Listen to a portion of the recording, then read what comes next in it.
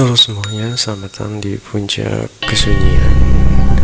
Kali ini gue akan membawakan cerita dari storynya Mbak Win dengan ilustrator pena hitam yang berjudul Pasar Setan. Namaku Suryo, memiliki sebuah kisah mistis yang tak terlupakan seumur hidupku. Kisah ini terjadi saat aku berusia 20 tahun. Aku terlahir di tanah Jawa, namun aku menghabiskan masa kecil hingga pendidikan SMU di wilayah Sumatera. Selepas SMU, aku memutuskan untuk melanjutkan jenjang pendidikan di tanah kelahiranku di wilayah Jawa, yaitu Solo.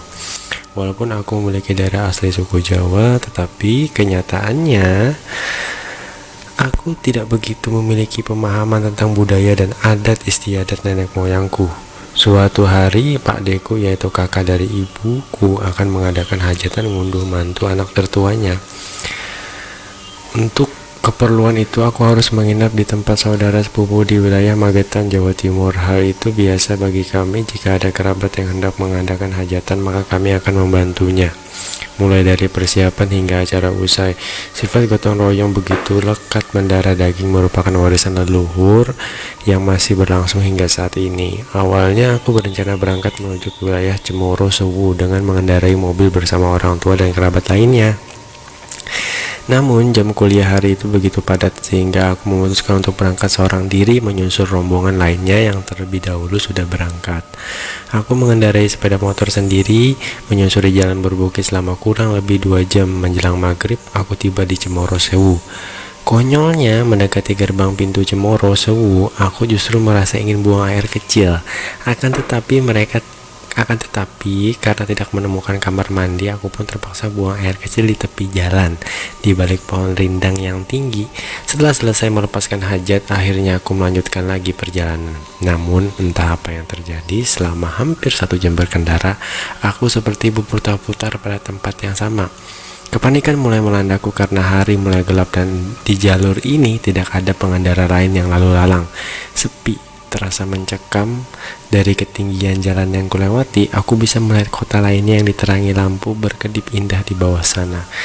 Setelah berputar-putar beberapa kali, aku merasa lelah dan frustasi, kemudian memutuskan untuk berhenti di sebuah rumah kayu milik warga yang sudah tak berpenghuni, sambil menunggu barangkali akan ada pengendara lain yang melintas.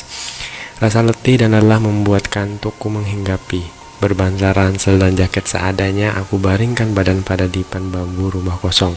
Aku tak tahu berapa lama tertidur. Tiba-tiba gendang telingaku mendengar suara bisik-bisik orang yang berseliweran.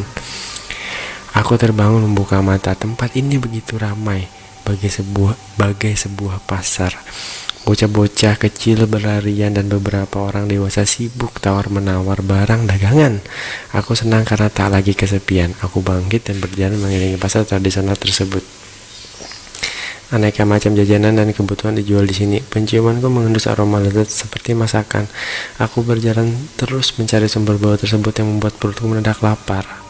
Sate, sate, sate, teriak perempuan Surabaya menawarkan dagangannya pada orang yang lalu lalang.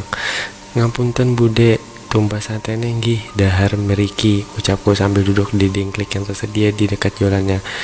Maaf bude, beli satenya ya, makan di sini. Aneh, perempuan penjual sate itu seolah acuh. Dia terus berteriak lantang menawarkan satenya, seperti tidak mengalami masalah pada pendengarannya. Aku coba sekali lagi sambil mencolek baunya. Bude, tumbas, teriakku mengeras suara. Bude, beli. Suasana tiba-tiba menjadi hening. Suasana yang tadinya riuh mendadak senyap. Mereka sejenak telah beraktivitas, semua mata menatap ke arahku. Kebingungan melandaku. Ada apa denganku? Apa yang salah dalam berkata-kata? Tak membutuhkan waktu yang lama, keadaan kembali seperti semula, ramai dan riuh selayaknya sebuah pasar. Layan liwat keneki kudu ulum salam. Dak niki ni masem rasa bayar yang durung tekan pangonanmu ojo moleh burio. Nah, kalau lewat daerah ini harus salam. Sudah ini, makan dulu, gak usah bayar.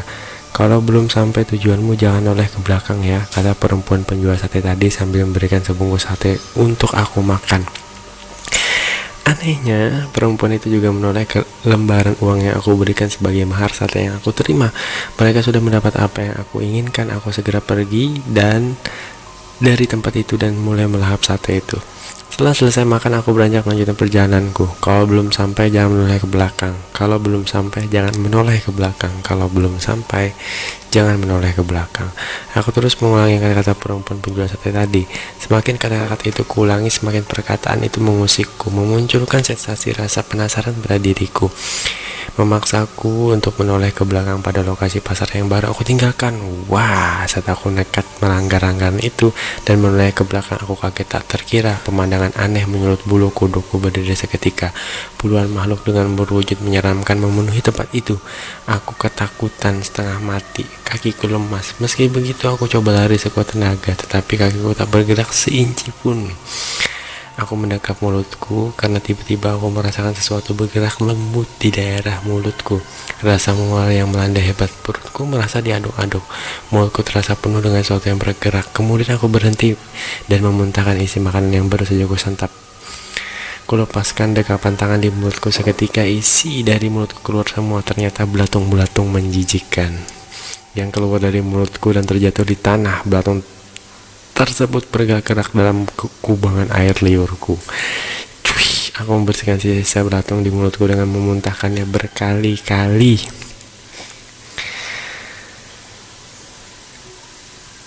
Saat aku melihat bungkusan daun pisang yang berisi sate tadi ternyata telah berubah menjadi belatung dan daging busuk, lembek dan menghitam. Aku terperanjat menyaksikan sebuah pemandangan yang ini berarti bukan sate yang kumakan, melainkan belatung.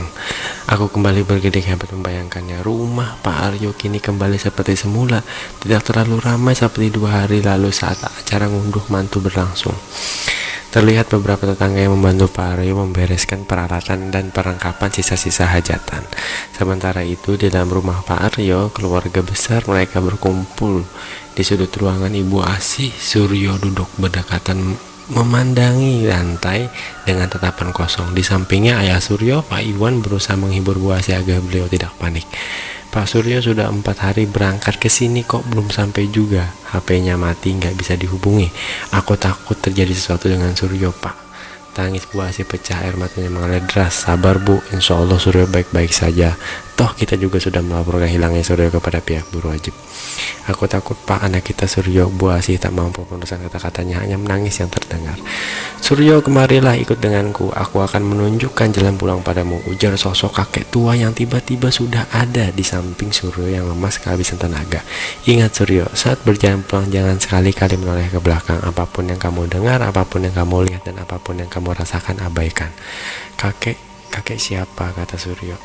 Sang kakek tersenyum tanpa menjawab sepatah kata apapun mengenai pertanyaan Suryo. Sembari menepuk pundak Suryo, kakek tersebut membantu Suryo untuk berdiri. Suryo mengikuti langkah kakek yang walaupun usianya telah lanjut namun masih terlihat gagah dan berani. Malam semakin pekat, di samping kanan kiri jalan mereka pun dipenuhi pohon-pohon yang tinggi dan rimbun. Suara binatang liar terkadang sekali muncul menimbulkan aura mistis yang membuat merinding tiada berkesudahan. Hihihi. Suara cekikikan muncul di antara rimbunan pohon. Saat aku menoleh ke samping, kulihat sosok kuntilanak duduk di atas pohon sambil tertawa cekikikan. Lututku terasa tak tertulang, serasa tak sanggup merasakan langkahku. Ingat Suryo, apapun yang terjadi jangan menoleh ke belakang. Terus berjalan, abaikan saja semuanya. Iya kek. Plak, tiba-tiba Suryo merasakan pundaknya ditepuk oleh seorang. Tangan yang menepuknya terasa dingin, sedingin es. Cukup lama tangan itu mencengkram pundak Suryo. Walaupun ketakutan setengah mati, Suryo bertahan untuk tidak menoleh sesuai pesan si kakek. Angin kencang berhembus dari arah belakang Suryo membuat Suryo sedikit terhuyung ke depan. Tap, tap, tap, suara langkah mengikuti langkah Suryo. Suryo, seorang memanggil Suryo diiringi dengan nafas tak beraturan. Spontan Suryo menoleh ke belakang. Suryo terkejut dan berteriak saat dia melihat sosok laki-laki berjalan tanpa kepala, sementara tangannya yang di sebelah kiri seperti menenteng sesuatu. Di tengah ketakutan, Suryo mengamati benda yang ditenteng laki-laki itu. Yap, benar. Saat dia melihat dengan seksama, ternyata benda itu adalah kepalanya sendiri. Sekilas saat dia beradu pandang dengan mata kepala manusia itu, matanya merah dan tiba-tiba senyumnya seram muncul pada menatap Suryo. Suryo berteriak sekuat tenaga.